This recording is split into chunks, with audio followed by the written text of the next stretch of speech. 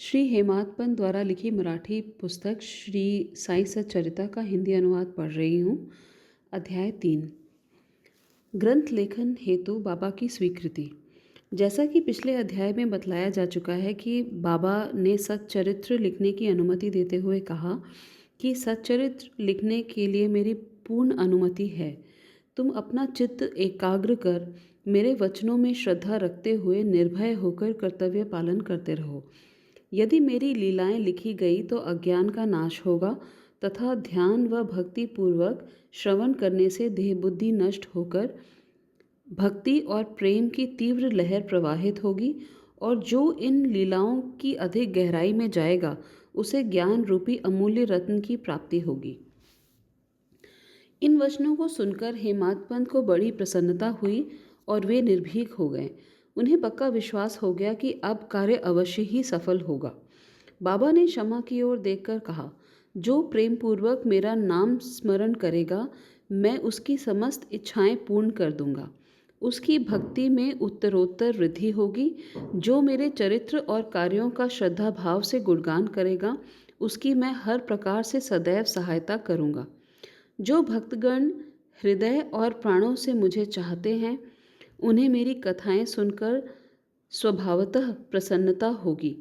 विश्वास रखो कि जो कोई मेरी लीलाओं का गुणगान करेगा उसे परमानंद और चिर संतोष की प्राप्ति होगी।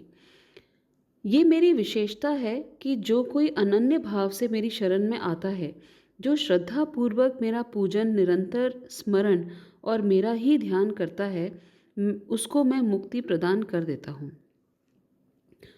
जो नित्य मेरा नाम स्मरण और पूजन कर मेरी कथाओं और लीलाओं का प्रेम भाव से मनन करते हैं, ऐसे भक्तों में सांसारिक वासनाएं और अज्ञान रूपी प्रवृत्तियां कैसे ठहर सकती हैं। मैं उन्हें मृत्यु के मुख से भी बचा लेता हूँ। मेरी कथाएं सुनने मात्र से ही मुक्ति हो जाएगी, अतः मेरी कथाओं को श्रद्धा भाव से सुनो और मनन करो।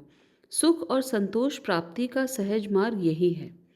इससे श्रोताओं के मन को शांति प्राप्त होगी और जब ध्यान गहरा और विश्वास दृढ़ हो जाएगा तब अखंड चैतन्य से अभिन्नता प्राप्त हो जाएगी। केवल साईं साईं के उच्चारण मात्र से ही उनके समस्त पाप नष्ट हो जाएंगे। भक्तों को प्रेरणा।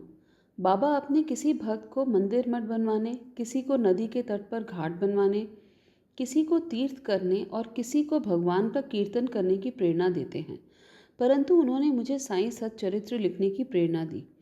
किसी भी विद्या का पूर्ण ज्ञान न होने के कारण मैं इस कार्य के लिए सर्वथा अयोग्य था। मुझे इस कठिन कार्य करने का दुस्साहस क्यों करना चाहिए? श्री साईं महाराज की यथार्थ जीवनी का वर्णन करने में कौन सक्षम है? उनकी कृपा से ही कार्य पूर्ण होना संभव है। इसलिए जब मैंने लेखन प्रारंभ किया तो बाबा ने मेरा अहम नष्ट कर दिया और उन्होंने स्वयं ही अपना चरित्र रचा। अतः इस चरित्र का श्रेय उन्हीं को है, मुझे नहीं। जन्म से ही ब्राह्मण होते हुए भी मैं दिव्य चक्षु विहीन होने के कारण साईं सच्चरित्र लिखने में सर्वथा अयोग्य ही था, परंतु श्री हरि कृपा से क्या संभव नहीं है। मूक भी वाचाल हो जाता है और पंगु भी पर्वत पर चढ़ जाता है। स्वेच्छानुसार कार्य पूर्ण करने की युक्ति वही जाने। बाबा का चरित्र ज्योति स्तंभ स्वरूप। जैसे लाइट हाउस होता है, समुद्र में अनेक ज्योति स्तंभ इसलिए बनाए जाते हैं ताकि नाविक चट्टानों और दुर्घटनाओं से बचें और जहाज को भी कोई क्षति न हो। इस संसार सागर में श्री साईं बाबा का चरित्र ठीक इसी प्रकार का है। वो अमृत से भी अधिक मीठा और सांसारिक मार्ग को सरल बनाने वाला है। जब कानों के द्वारा हृदय में प्रवेश करता है तब देह बुद्धि नष्ट हो जाती है और हृदय में एकत्रित करने से सारी कुशंकाएं समाप्त हो जाती हैं। अहंकार नष्ट हो जाता है और बौद्धिक आवरण लुप्त होकर ज्ञान प्रकट हो जाता है। बाबा के विशुद्ध यश को निष्ठापूर्वक श्रवण करने से भक्तों के पाप नष्ट होंगे। ये मोक्ष प्राप्ति का भी सरल साधन है। सतयुग में शम और दम यानी कि मन और इंद्रियों को शांत करना, त्रेता युग में त्याग, द्वापर युग में पूजन और कलयुग में भगवत कीर्तन ही मोक्ष के साधन हैं। ये अंतिम साधन यानी कि भगवत कीर्तन चारों वर्णों के लोगों के लिए साध्य भी है। अन्य साधन योग, त्याग, ध्यान, धारणा आदि आचरण करने में कठिन है, परंतु चरित्र तथा हरि कीर्तन का श्रवण तो अति सुलभ है। केवल उन पर ध्यान देने की ही आवश्यकता है। कथा श्रवण और कीर्तन से इंद्रियों की विषयों के प्रति स्वाभाविक विषयासक्ति नष्ट हो जाती है और भक्त वासना रहित होकर आत्म साक्षात्कार की ओर अग्रसर हो जाता है। इसी फल को प्रदान करने हेतु उन्होंने साईं सच्चरित्र की रचना करवाई। भक्तगण अब सरलता पूर्वक इस चरित्र का अवलोकन करें और साथ ही उनके मनोहर स्वरूप का ध्यान कर गुरु और भगवत भक्ति के अधिकारी बने तथा निष्काम होकर आत्म साक्षात्कार करें। साईं सच्चरित्र के सफलतापूर्वक संपूर्ण होने को साईं महिमा ही समझें। हमें तो केवल एक निमित्त मात्र ही बनाया गया है। मातृ प्रेम। सभी जानते हैं कि गाय अपने बछड़े से बहुत प्रेम करती है।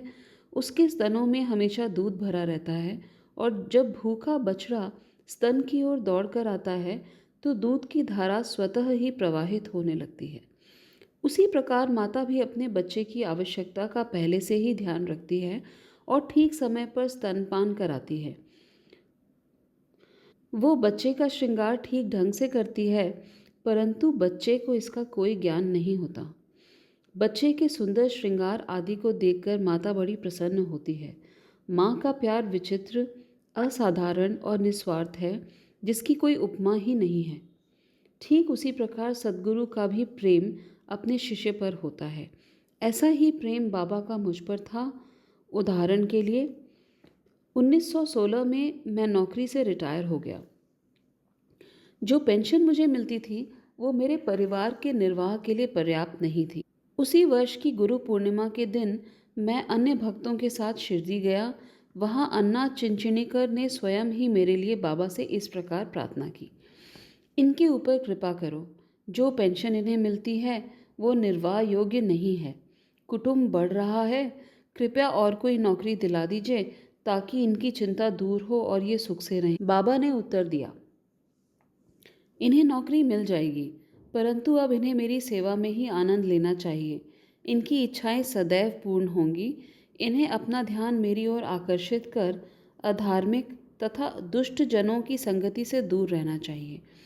इन्हें सबके प्रति दया व विनम्रता का व्यवहार और अंतःकरण से मेरी उपासना करनी चाहिए। यदि ये इस प्रकार आचरण कर सकें तो सदा सुखी रहेंगे। इस प्रकार तीसरे अध्याय का अंत हुआ। जय साईनाथ।